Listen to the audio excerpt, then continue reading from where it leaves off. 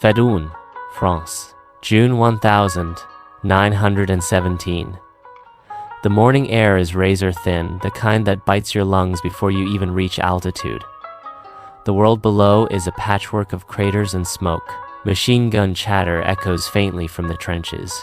But up here, there's only the hum of engines and the cold hiss of wind through fabric wings.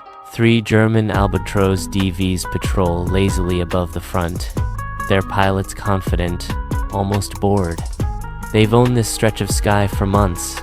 The Jastas, Germany's elite fighter squadrons, have carved their names into the clouds with ease.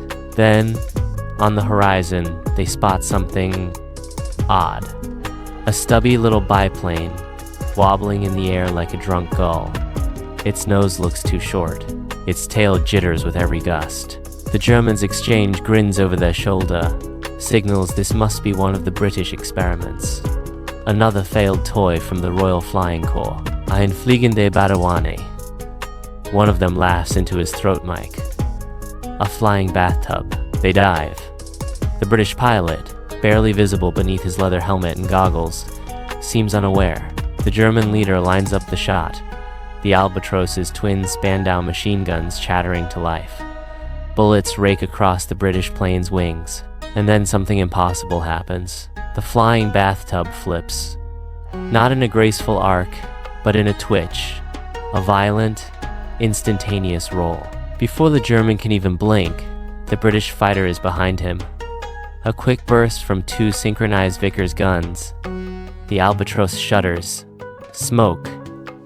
The pilot never pulls out. The surviving Germans climb hard, hearts pounding, trying to shake the little biplane off their tails. But it moves like nothing they've ever seen it, dances, jerks, and climbs at impossible angles. Then, as suddenly as it appeared, it's gone.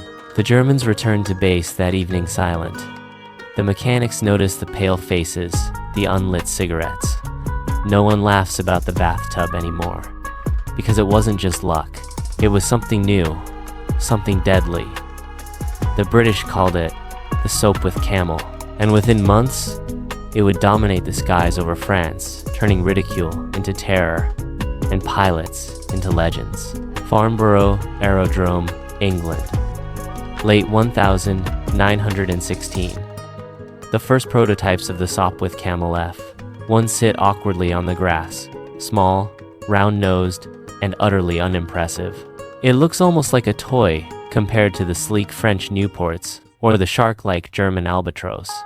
Its twin Vickers machine guns poke out over the nose, offset awkwardly.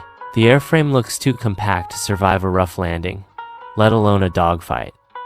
Test pilots climb into it reluctantly. Many come down pale, shaken, muttering curses under their breath. The Camel's controls are brutally sensitive. Its rotary engine, a 130 horsepower Clerget 9B, doesn't just spin the propeller. It spins itself, generating a massive gyroscopic force that throws the entire plane off balance. Turn right, and the Camel dives. Turn left, and it climbs so sharply, it threatens to stall. It kills inexperienced pilots in training before they ever see the front. Instructors call it a machine that flies you. The nickname spreads quickly, the Beast, but those who can master it, those rare few, discover something no other aircraft in the war can match. The Camel can turn faster, tighter, sharper than anything in the sky. In combat, that instability becomes its greatest weapon. The enemy overshoots. The Camel flips on its side. A burst of 303 rounds from both guns tears through canvas and wood. In the right hands, it's not just agile, it's untouchable. By the spring of 1917, British squadrons are desperate for an edge. The Germans have their Albatros DVs and the terrifying flying circus of Manfred von Richthofen. Allied pilots are dying faster than they can be trained. Every advantage counts. So the Royal Flying Corps begins rolling out the Camel, first to number 70 Squadron, then across the Western Front. Many doubt it'll last a week. But the pilots who survive their first few flights start to understand. The Camel's savage nature is a crucible. It kills the careless, but it rewards the brave. And on the front lines of France, one of those brave men is about to make it a legend. His name, Major William George Barker. September 1917, over the trenches near Ypres. The sun glints off the aluminum cowling of Major William George Barker's Sopwith Camel as it climbs through a tattered sky.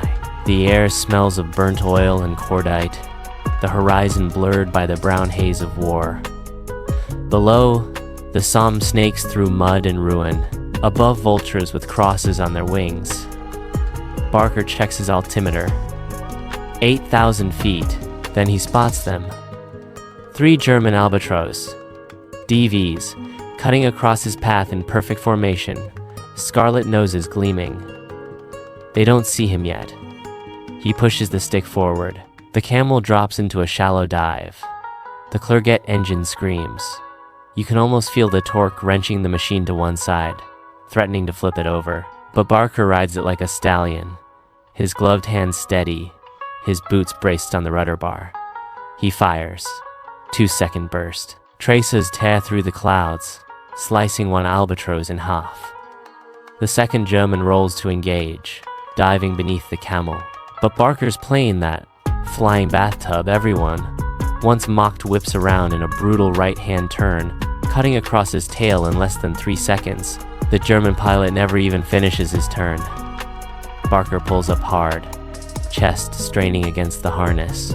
The camel bucks the gyroscopic pull, nearly flips him into a spin, but he holds. It's not skill alone, it's instinct. He feels what the machine wants, fights its madness, channels its rage. He's not flying the camel anymore. He's fighting with it. By nightfall, he scored 3 kills. Within months, Barker's tally will rise past 40, most of them earned in that twitching, deadly little biplane. German reports begin describing a ghost over the lines, a camel that moves too fast, turns too sharply, appears and disappears like smoke, and behind every whispered story, the same note of disbelief. This thing shouldn't be able to do that, but it does. Because in the chaos of the air war, where a second's hesitation means death, the camel's instability isn't a flaw, it's the secret to its supremacy. By 1918, even veteran German pilots start to change tactics. They refuse to dogfight camels at low altitude. They dive away instead, fleeing to the safety of the clouds. The balance of fear has shifted. The hunters have become the hunted.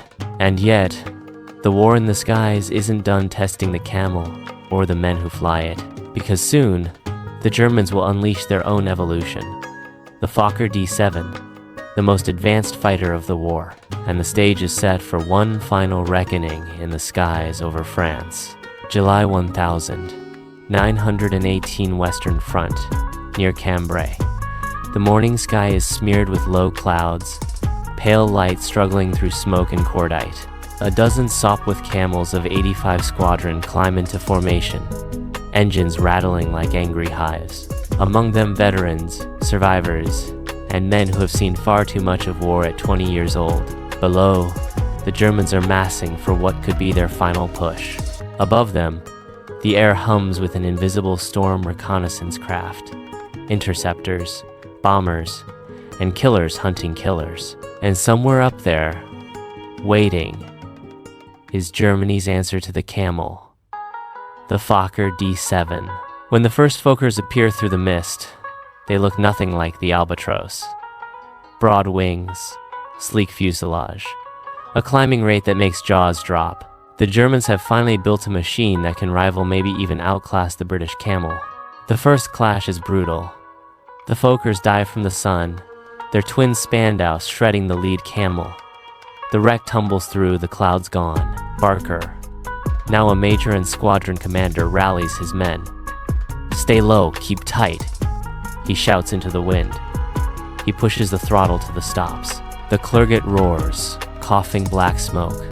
The camel bucks violently as he banks hard right. The world blurs blue, brown, gray. For a second, it feels like the plane might tear itself apart. And then he's behind one of the Fokkers.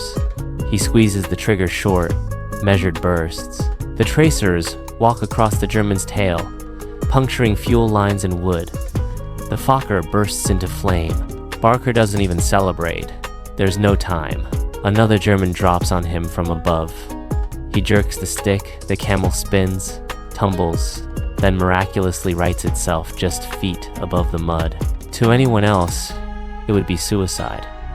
To Barker, it's instinct. The camel isn't obeying him. It's with him. Minutes blur into madness. Planes fall like leaves, engines screaming, oil splattering across goggles. The sky itself feels alive, twisting, roaring, consuming everything. When Barker finally lands, his hands are trembling. The field crew counts 3 bullet holes in his wings, 2 in the fuselage. He's exhausted, but alive. The Fokkers are faster, stronger, easier to fly. But the camel, unpredictable, violent, temperamental, still holds its ground. Because in the right hands, it becomes an extension of human will. That night, German prisoners talk about the dogfight, about how their pilots couldn't believe what they saw: British fighters turning inside their own loops, spinning toward death and pulling away like ghosts. They stopped calling it a flying bathtub. Now, they whisper a new name: Der Flug der Lüfte, the curse of the skies. But the war is ending. The machine that turned mockery into mastery has one final role to play, not as a killer, but as a symbol. Because after millions are dead and the guns fall silent, the Sopwith Camel will become something else entirely, a relic of courage and the strange, terrible beauty of flight born from chaos. November 1918. A gray dawn over northern France. The guns have stopped. For the first time in 4 years, the front is quiet. The mud is still thick, the crater's still yawning, but the silence feels wrong, heavy, like the world itself is holding its breath. On a small airfield outside Lille, a line of Sopwith camels sits motionless, their propellers dripping with morning dew. Mechanics stand idle, not sure what to do with their hands. Pilots, the ones who made it through smoke and silence. The ceasefire has come. Major William Barker walks slowly toward his camel. The once bright paint is dull and chipped, bullet holes patched, fabric frayed. He runs a hand over the fuselage, the same wood and wire contraption that carried him through hundreds of dogfights. The same machine that killed so many of his friends. For a long moment, he just stares. Then, without a word, he climbs in.